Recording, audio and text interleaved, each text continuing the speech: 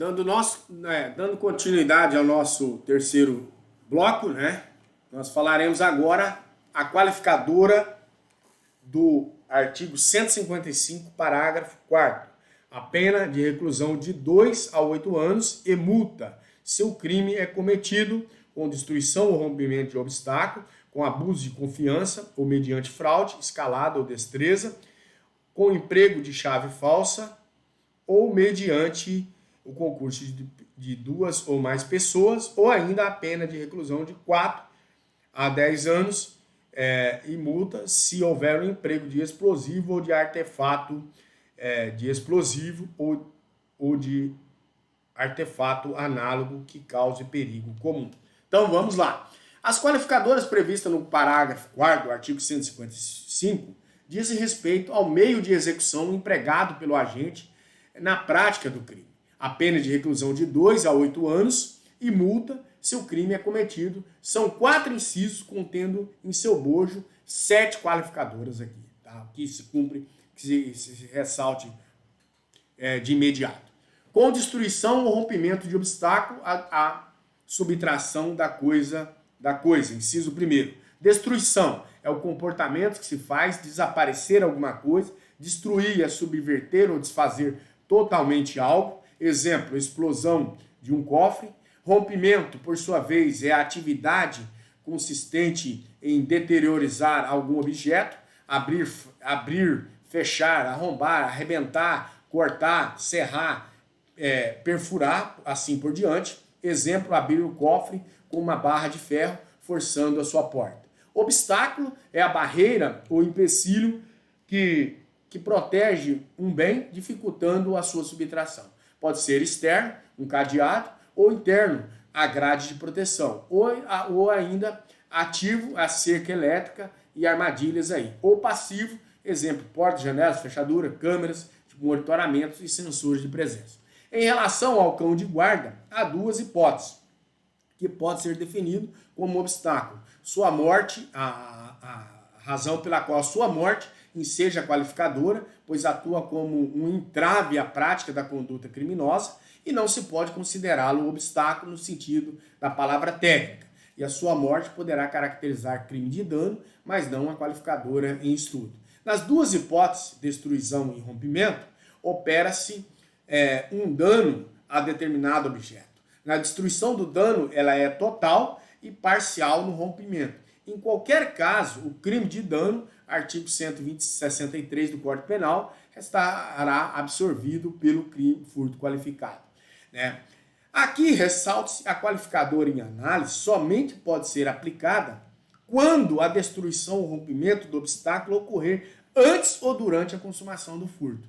Quando servir como meio de execução para a subtração da coisa alheia móvel, e nesse caso será correta a absorção do crime de dano.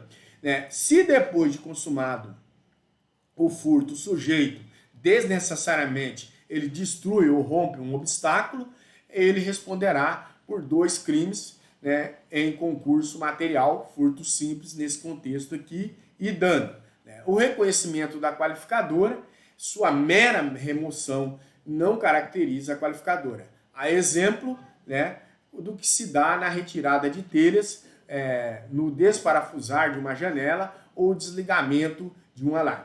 Mas a violência ela deve ser sempre direcionada à coisa se atingir uma pessoa. Crime mais grave, que é o roubo aqui nesse contexto. A incidência da qualificadora prevista no artigo 155, parágrafo 4º, do inciso 1 do Código Penal, está condicionada à comprovação do rompimento do obstáculo por laudo pericial, salvo em caso de desaparecimento dos vestígios, quando a prova testemunhal poderá suprir essa falta nesse contexto, tá? E aí nós vamos observando todos esses nuances para que seja inserida essa qualificadora. Tá? Não é dizer que muitos alunos falam aí que o Código Penal deixa brecha. É através dessas brechas que o advogado trabalha para retirar. Com abuso de confiança ou mediante escalada ou destreza. Inciso 2. O inciso 2 do Código do parágrafo 4º do artigo 155, ele contempla 4 qualificadoras distintas. Com abuso de confiança, confiança é um sentimento de credibilidade ou de segurança que uma pessoa ela deposita em outra. E se de circunstância subjetiva incomunicável no concurso de pessoa. Essa qualificadora ela consiste também, né, na traição. Exemplo típico do furto qualificado pelo abuso de confiança é o famulato, ou seja, a subtração praticada por empregados domésticos, mormente aqueles que trabalham a longa data aí para o ofendido e além de terem as chaves da sua casa, são encarregados das diversas atividades pessoais. É imprescindível que essa seja a confiança necessária ou quase necessária. Essa qualificadora ela pressupõe 2 requisitos. A vítima tem que depositar a confiança por qualquer motivo, uma especial confiança no agente, tá? O agente ele deve se aproveitar também de alguma facilidade decorrente da confiança nele depositada para cometer o crime. A mera relação empregatícia que por si só não é asos para a caracterização absoluta da confiança. Essa análise deve ser feita no caso concreto, no sentido de restar provado que o empregado ele dispensava menor vigilância sobre os seus parentes, sobre os seus pertences aqui, por sinal, né, como consectário da confiança depositada no empregado. Mas não se exige que seja antigo o vínculo também empregatício, também cabe se ressaltar, nas hipóteses em que sua contratação fundou-se em referência de indicações de pessoas conhecidas da vítima. Né, a jurisprudência esse entendimento da jurisprudência do Superior Tribunal de Justiça, tá? Ao empregado doméstico, contudo, se não for comprovado o abuso de confiança, estará afastando-se a qualificadora e incidirá residualmente a agravante genérica lá do artigo 61, inciso 2F do Código Penal, né? Aqui. Mas não basta essa confiança, é imperioso que o sujeito ele seja, ao executar o delito, se vale aí de algumas facilidades proporcionadas pela confiança que a vítima, especialmente nele aí, depositava, tá certo? Uma importante distinção aqui resta a ser analisada, que é o quê? Que é o furto qualificado pelo abuso de confiança e a apropriação indébita, artigo 168. Não obstante, apresente pontos comuns, não se confunde. Em ambos os crimes opera-se a quebra da confiança que a vítima depositava no agente aí.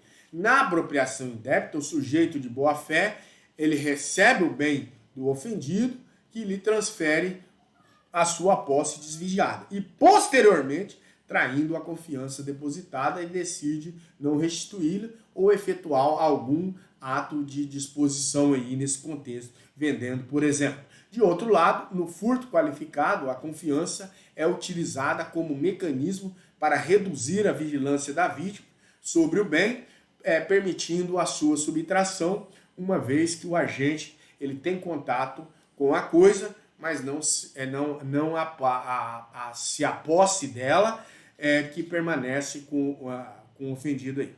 A fraude é o artifício ou ardil, isto é, o meio enganoso utilizado pelo agente para dirimir a vigilância da vítima ou de terceiros. Exemplo, segurança do supermercado.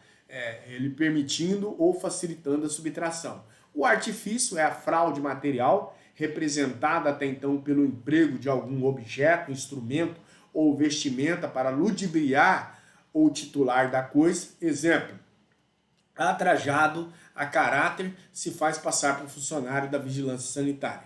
Circunstância que permite aí ingressar na residência de B e executar a subtração de um bem. O ardil é a fraude moral, intelectual, né? Consiste na conversa enganosa. Exemplo, A e B conversam na sala da residência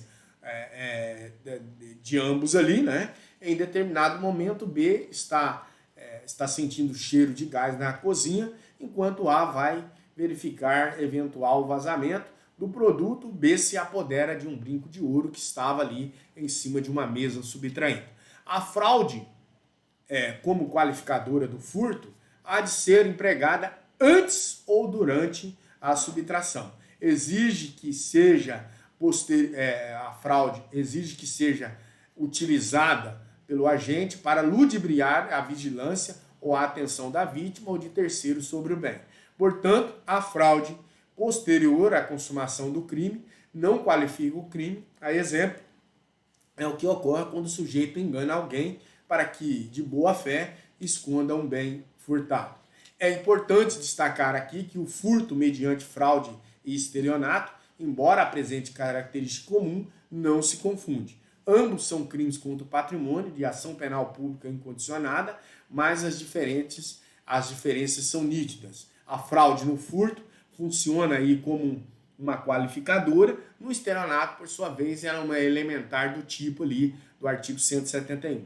No furto qualificado, a fraude se presta a se admitir a vigilância da vítima ou de terceiro sobre o bem. Exemplo, a mulher em uma loja entra no provador com diversas peças de roupas e em seguida ela devolve devolve diversas delas à vendedora, paga por outra no caixa, mas sai do estabelecimento comercial com uma peça por debaixo das suas vestimentas sem pagar por ela. No estelionato, por sua vez, essa fraude destina a colocar a vítima ou o terceiro em erro, mediante uma falsa percepção da realidade, fazendo com que ela espontaneamente lhe entregue o bem. Não há uma subtração. Em síntese, no furto qualificado, há a subtração do bem sem que a vítima se perceba. Já no estelionato, de outro lado, dá-se a entrega espontânea, embora viciada ao bem pela vítima. Tanto no crime de estelionato quanto no crime de furto qualificado, a fraude atua de maneira diversa em cada qual. O estelionato é utilizado para induzir a vítima ao erro e ela própria entrega o seu patrimônio ao agente. Ao seu turno, no furto, a fraude visa burlar a vigilância da vítima, nesse contexto, que, em razão dela, não percebe que a coisa ali está sendo subtraída. É possível afirmar que o saque fraudulento em conta corrente, por meio de internet, configura o crime de furto mediante fraude e não estelionato. A vítima é a instituição financeira lesada nesse contexto. Resta-nos, enfim, uma relevante questão a ser enfrentada, que o crime envolvendo o test drive de veículos automotores, né, trata-se de furto qualificado pela fraude ou de estelionato, né? Por exemplo, vai a uma concessionária mostrando-se interessado na aquisição de um veículo automotor. Após colher informações sobre o bem, ele preenche sua ficha cadastral e apresenta um documento falso ao funcionário da empresa. Sai sozinho com o veículo para testá-lo, mas não retorna.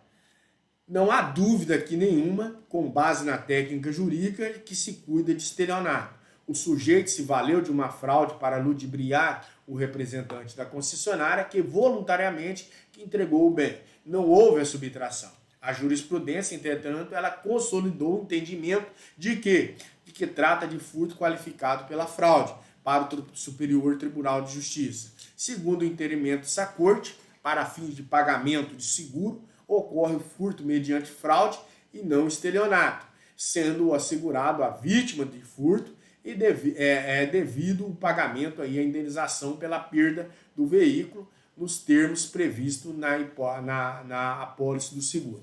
O posicionamento de jurisprudencial, ele funda-se em quê? Funda-se na precariedade da posse e principalmente em motivos de política criminal. Com efeito, busca-se a proteção da vítima relativamente à reparação do dano, uma vez que os contratos de seguro são obrigados ao ressarcimento de crimes de furto. A escalada é a utilização de uma via anormal, né, para entrar ou sair do recinto fechado aí, né, em que o furto for praticado.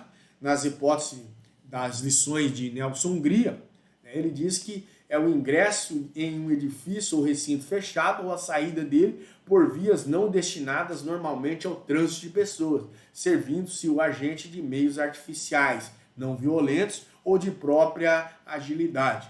Tanto é escalada o galgar uma altura quanto saltar de um desvio. Exemplo, um fosso, né? Ou passar via subterrânea não transitável ordinariamente. É prescindível a imputação da qualificadora ultrapassagem de um muro ou ao obstáculo, né, pelo alto.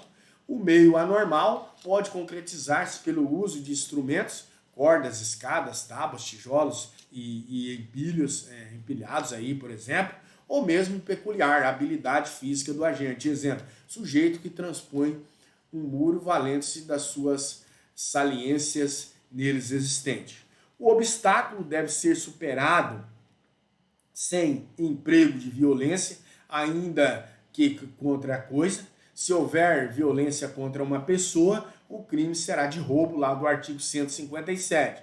O sujeito valendo-se de um ônibus para derrubar um muro para entrar em uma agência bancária, a qualificadora será relativa à destruição do patrimônio ou do rompimento do obstáculo. Quando a escalada envolve um muro ou parede a ser ultrapassado por cima, não há limite predeterminado para a caracterização da qualificadora. Deve-se ter em mente é um meio anormal para a entrada ou a saída do palco do crime. A tentativa, esse conato deste crime qualificado pressupõe ao menos o início da escalada. A título ilustrativo é quando o agente é preso em flagrante pendurado no muro que protege a residência da vítima. Contudo, não haverá tentativa, mas somente os atos preparatórios, no exemplo em que o sujeito é surpreendido nas proximidades da casa do ofendido, trazendo consigo uma corda. É dispensável a qualificadora, o ingresso total do corpo dentro do corpo do agente no local do crime, e basta a entrada aí, né, a entrada parcial para se caracterize. Uma vez que a escalada é um meio para a prática de subtração, que foi plenamente utilizada pelo agente, como se percebe, sem qualquer dificuldade. A destreza é especial habilidade física ou manual, ou permanente, ou permite ao agente aí retirar os bens, né, em poder direto da vítima sem que ela perceba a subtração. O agente se adestra, ele treina, ele utiliza e adquire tal agilidade de mãos e dedos que é capaz de subtrair a coisa como se que um passe de mágica. E ele usa essa habilidade extraordinária, excepcionalmente, como uma arma para dissimular a subtração do bem. É o caso típico do punguista, né, representado, que são aí, maiormente pelos batedores de carteiras e telefones celulares. Essa qualificadora, portanto, é cabível unicamente quando a vítima ela traz seus pertences junto ao corpo, pois é somente em tais hipóteses que a destreza pode ser exteriorizada. É insuficiente tão só possuir essa destreza, exige a soma de dois fatores, né? Ter a destreza e agir com a destreza. Não vai incidir a qualificadora se a vítima estava, ao tempo da subtração, dormindo em sono profundo ou embriagada em seu estágio aí avançado, pois nessas circunstâncias não exige a destreza, ainda que o agente dela seja dotado. Igualmente é de se afastar a qualificadora quando o larápio é especialista em abrir cofre. Portanto, a destreza é uma ação que recai sobre a vítima e não sobre as coisas. Se no caso concreto a vítima ela nota a conduta do agente, não incide as qualificadoras, uma vez que não restou provada a sua especial habilidade contra a subtração, estará caracterizado a tentativa de furto simples. Entretanto, se o crime somente não se consuma porque a conduta do agente foi notada por terceiro, né, que impediu a subtração, a tentativa de furto qualificado. No tocante à tentativa, né, Portanto, há duas situações que devem ser separadas aqui. Se a própria vítima percebeu e impediu a subtração. E aí não vai incidir a qualificadora. E aí nós vamos ver, senhores, o emprego de chave falsa aí, do inciso 3º.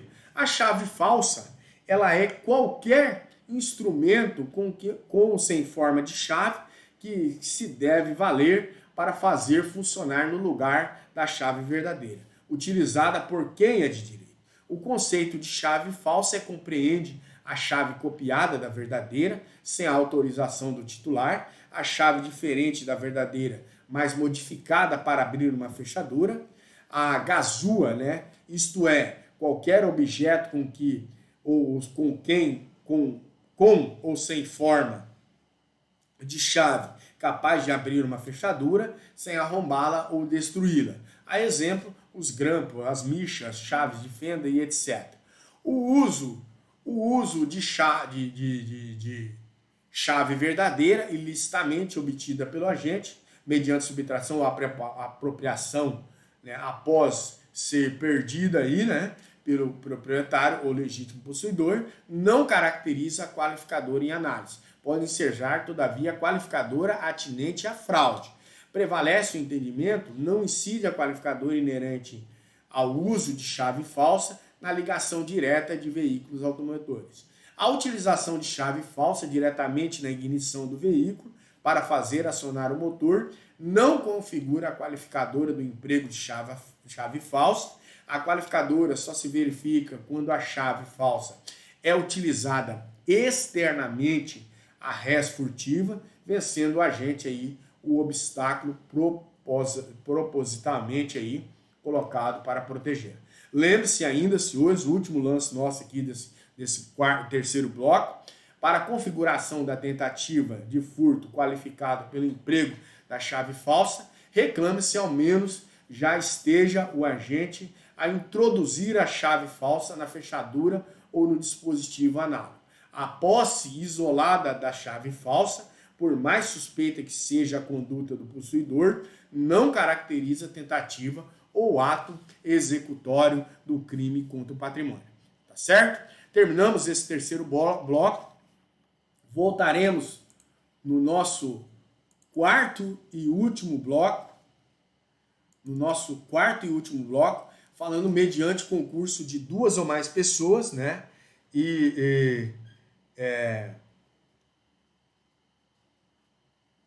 A sexta, a pena de reclusão de 2 a 5 anos, se a subtração for de semoventes domésticos de produção, ainda que abatido ou dividido em partes no local da subtração.